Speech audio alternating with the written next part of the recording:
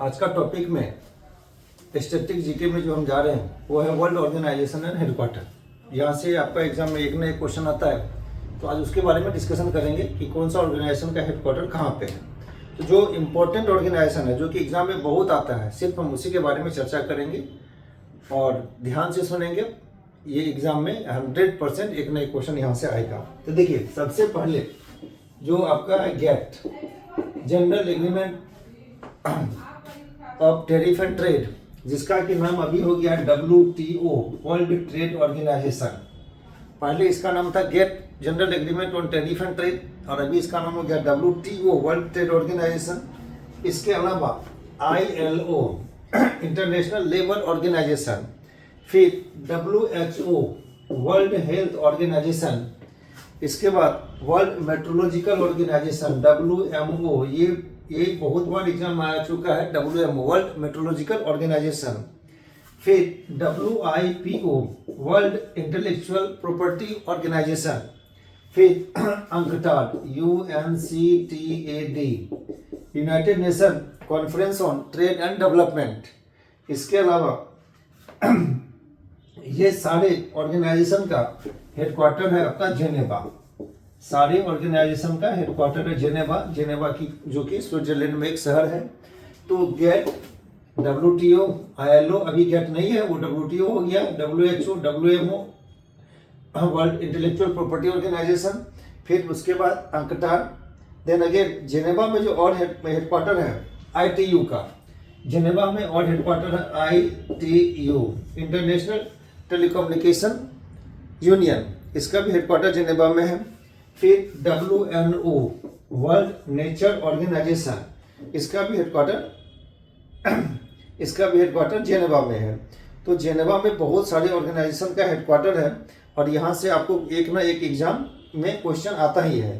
तो ये आपका सारा, ये जो सारा आपका इसमें से कोई ना कोई एक क्वेश्चन आपको एग्जाम में रहेगा ही रहेगा। तो फर्स्ट आपका जेनेवा में इस सारे ऑर्गेनाइजेशन का हेडक्वार्टर है। इसके अलावा अब हम जेनेवा से निकल सकते हैं। जेनेवा से निकल के हम पहुंचते हैं वियना में, वियना ऑस्ट्रिया। अब देख लीजिए यहाँ पे वियना ऑस्ट्रिया, यहाँ पे किस चीज ऑर्गेनाइजेशन का हेडक्वार्टर है। तो वियना ऑस्ट्रिया में आपका जो ऑर्गेनाइजेशन का हेडक्वार्टर है वो IAEA।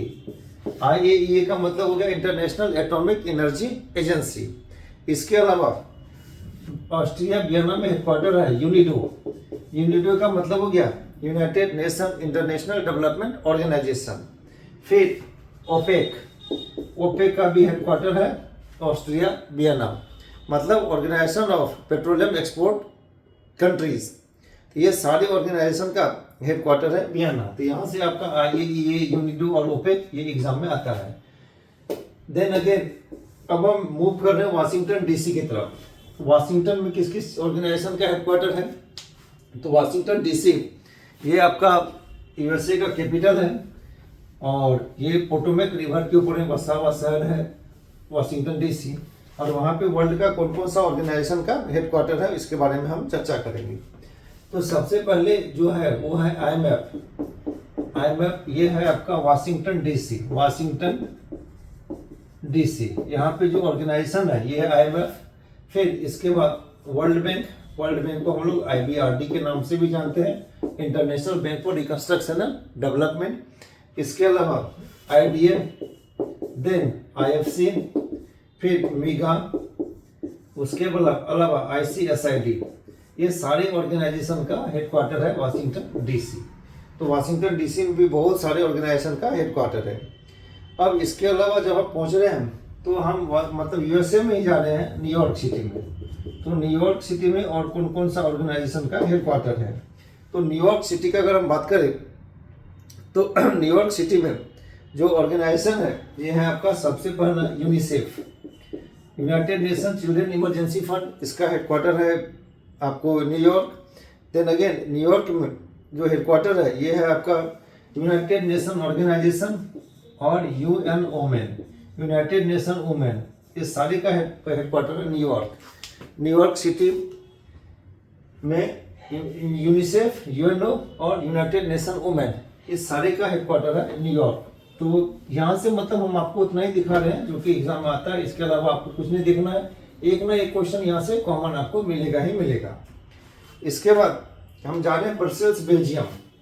ब्रसेल्स बेल्जियम में किस किस ऑर्गेनाइजेशन का हेडक्वार्टर है? तो ब्रसेल्स बेल्जियम में जो सबसे बड़ा ऑर्गेनाइजेशन है ये है आपका नाटो का हेडक्वार्टर, जो बहुत चर्चा में रहता है, यूरोपियन यूनियन का हेडक्वार्टर, उसके बाद वर्ल्ड कस्टम ऑर्गेनाइजेशन का हेडक्वार्टर, फिर आपको स्विफ्ट का headquarter, society for world wide interbank financial telecommunication, ये सारे का हेडक्वार्टर है आपका ब्रसेल्स बेल्जियम। ये सारी ऑर्गेनाइजेशन का हेडक्वार्टर है ब्रसेल्स बेल्जियम। अब इसके अलावा पेरिस, जो कि फ्रांस का कैपिटल है और सीने रिवर के ऊपर में पेरिस है, यहाँ पे कौन कौन सा ऑर्गेनाइजेशन का हेडक्वार्टर है? तो यहाँ पे है OECD, इसके अलावा IEA और यूनेस्को।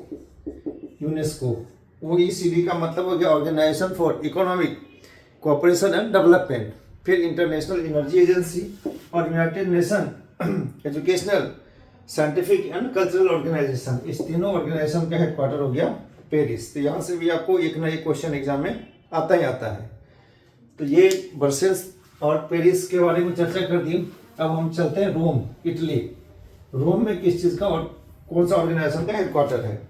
तो रोम इटली में हेडक्वार्टर है आपका एक है FAO, food agriculture organisation. Food and agriculture organisation का हेडक्वार्टर है रोम, इटली। इसके अलावा अब नेक्स्ट में पहुंच रहे हैं लंदन। तो लंदन में कौन कौन सा ऑर्गेनाइजेशन का हेडक्वार्टर है? तो लंदन में जो ऑर्गेनाइजेशन है ये है आपको सबसे पहला तो है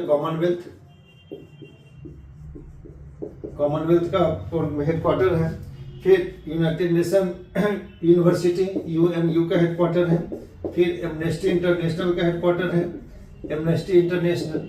ये तीनों ऑर्गेनाइजेशन का हेडक्वार्टर है London, Commonwealth, United nation university और एमनेस्टी इंटरनेशनल। तो ये सारे ऑर्गेनाइजेशन का हेडक्वार्टर जो है वो है आपका लंदन में। इसके बाद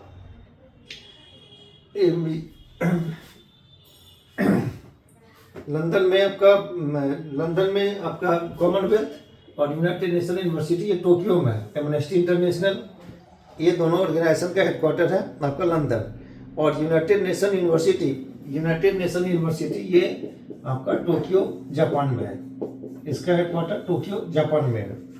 फिर आता है ADB, एशियन डेवलपमेंट बैंक, इसका हेडक्वार्टर है फिलीपींस मनीला इसका हेडक्वार्टर है। फिर इसके बाद नेक्स्ट में आता है आसियान का बात करेंगे, association of south east Asian nation, इसका हेडक्वार्टर कहाँ पे है? तो जकार्ता इसका हेडक्वार्टर है। जकार्ता इंडोनेशिया का कैपिटल जकार्ता इसका हेडक्वार्टर है। नेक्स्ट की तरफ मूव कर रहे हैं, तो नेक्स्ट में अगर हम जाएंगे तो NDB, जिसको कि हम लोग न्यू डेवलपमेंट बैंक भी बोलते हैं, न्यू डेवलपमेंट बैंक, इसका हेडक्वार्टर है संघाई चाइना, इसका हेडक्वार्टर है संघाई चाइना इसका हेडक्वार्टर न्यू डेवलपमेंट बैंक का। फिर नेक्स्ट में आता है Asian infrastructure investment bank AIIB, तो इसका हेडक्वार्टर है बीजिंग चाइना, मतलब दोनों का हेडक्वार्टर चाइना में ही है, एक का है संघाई और एक का है बीजिंग, AIIB का। फिर सार्क के बारे में बात करते हैं, तो सार्क का हेडक्वार्टर है काठमांडू, इसका हेडक्वार्टर है काठमांडू नेपाल, इसका हेडक्वार्टर है काठमांडू नेपाल। फिर हम जाते हैं इंटरनेशनल ओलंपिक कमेटी के बारे में, IOC के बारे में बात करते हैं, तो इसका हेडक्वार्टर है लुसाने स्विट्जरलैंड में एक जगह है, वहीं पे इसका हेडक्वार्टर है। फिर जा रहे हैं international court of justice ICJ, तो इसका हेडक्वार्टर है द हेग इसका हेडक्वार्टर है ICJ का, इंटरनेशनल कोर्ट ऑफ जस्टिस का हेडक्वार्टर है आपका द हेग, नीदरलैंड। तो यहाँ से भी मतलब कोई ना कोई एक क्वेश्चन आपको एग्जाम में यहाँ से एकदम डेफिनेटली आएगा, तो ध्यान से देखेंगे, नहीं पता है तो फिर इसको नोट कर लेंगे, अगर पता है तो नोट करने की जरूरत नहीं है। फिर हम जा रहे हैं ICC, इंटरनेशनल क्रिकेट काउंसिल, इसका हेडक्वार्टर दुबई में है, इसका हेडक्वार्टर दुबई में है। फिर हम जा रहे हैं FIFA, फुटबॉल का सबसे बड़ा ऑर्गेनाइजेशन, इसका हेडक्वार्टर ज्यूरिख में है, इसका हेडक्वार्टर ज्यूरिख में है। और एक और आता है यह बिमस्टेक का हेडक्वार्टर ये है आपका ढाका में। तो ये कहीं ना कहीं एक ना एक क्वेश्चन आपका इस ऑर्गेनाइजेशन से आएगा ही आएगा कि इसका हेडक्वार्टर कहाँ पे है। तो सबसे इसी बार रिसेंटली आपको WMO का हेडक्वार्टर के बारे में पूछा गया था, जो कि था जेनेवा में। तो यहाँ से एक ना एक क्वेश्चन आपका एग्जाम में आएगा ही आएगा, जो कि अभी RBI अटेंडेंट, इसके अलावा RBI असिस्टेंट का वैकेंसी आ रहा है, तो यहाँ से आपको ध्यान से देखना होगा। चलिए अब नेक्स्ट में जा रहे हैं कि इसमें थोड़ा सा बैंकिंग का डिस्कशन कर देते हैं। तो बैंकिंग का डिस्कशन में ये इसमें कुछ एब्रीविएशन के बारे में आज हम डिस्कस करते हैं। 10 से 12 एब्रीविएशन जो कि एग्जाम में आता है, उसके बारे में डिस्कशन करते हैं। तो सबसे पहला डिस्कशन में RBI में जाते हैं। RBI में एक आता है MPC। MPC का मतलब हो गया मॉनेटरी पॉलिसी कमिटी। सेकेंड इसके अलावा आता है MRS, minimum reserve system policy. MRS का मतलब हुआ minimum reserve system policy. Third में आता है CRR हो गया आपका कैश रिजर्व रेशियो। इसके अलावा CAR मतलब कैपिटल एडिक्वेसी रेशियो। इसके अलावा MSF marginal standing facility, marginal standing facility. इसी में आता है लैब का मतलब हो गया लिक्विडिटी एडजस्टमेंट फैसिलिटी।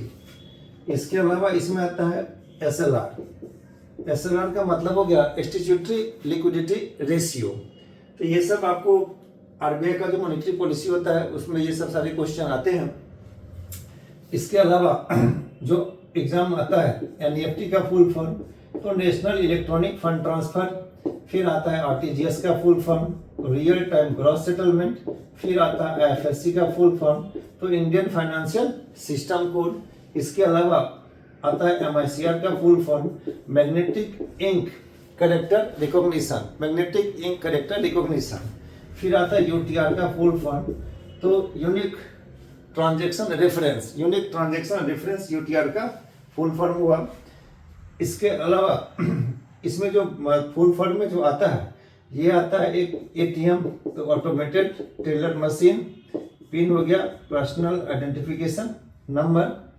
फिर इसके अलावा आता है कार्ड के पीछे में एक CVV नंबर लिखा रहता है, तो कार्ड वेरिफिकेशन वैल्यू।